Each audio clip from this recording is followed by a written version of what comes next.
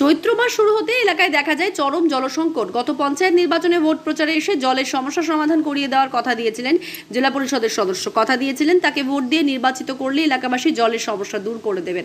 এলাকার মানুষ তাকে ভোট দিয়ে নির্বাচিত করেছে। যেমন কথা তেমনই কাজ। শুক্রবার হরিশ্চন্দ্রপুর 1 নম্বর ব্লকের বড়ুই গ্রাম পঞ্চায়েতের গহিলা গ্রামে ফিতে কেটে সাবমার্সিবলের শিলান্যাস করলেন জেলা পরিষদের কৃষি, সেচ ও সমবায় কর্মাধ্যক্ষ রবিউল ইসলাম। এতে খুশি এলাকার মানুষ।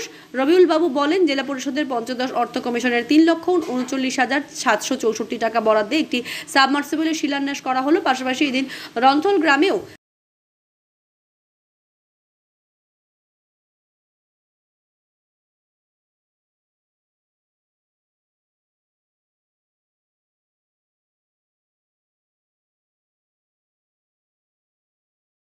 $3,20,754 টাকা বরাদ্দে একটি সাবমার্সিবল শিলান্যাস করা হয়।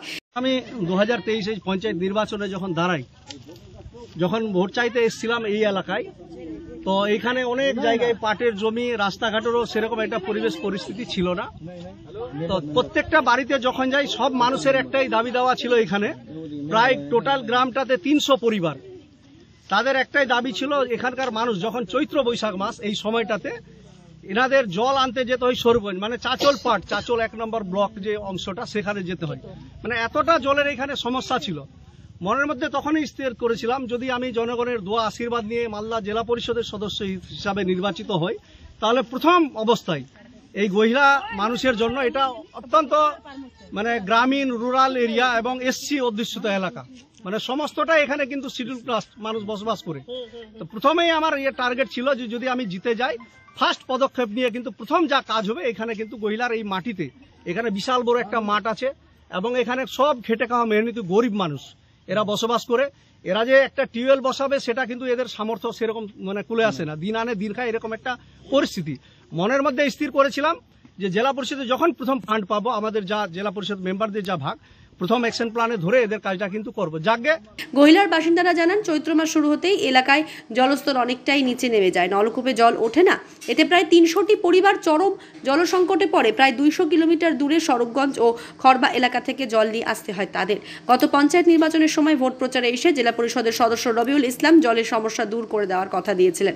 এলাকাবাসীকে দেওয়া কথা রাখলেন তিনি। তবে অনেকটাই জলের সমস্যা দূর হবে। কিলোমিটার রাস্তা হেঁটে যেতাম জল আনতে। সব থেকে আমাদের এই বৈশাখ মাস পড়তে পড়তে আমাদের বেশি জলের কষ্ট, মানে সবারই এই মাসটা পড়তে পড়তে। প্রায় কতটি পরিবারে আপনি এই জল কষ্টে ভুগতেন? প্রায় 400। বলছি, কতদিন ধরে আপনাদের এই সমস্যা? প্রায় অনেক বছর, বলছি, এই সমস্যার সমাধান হলো কি আপনাদের? হলো। কিভাবে সমাধান হলো?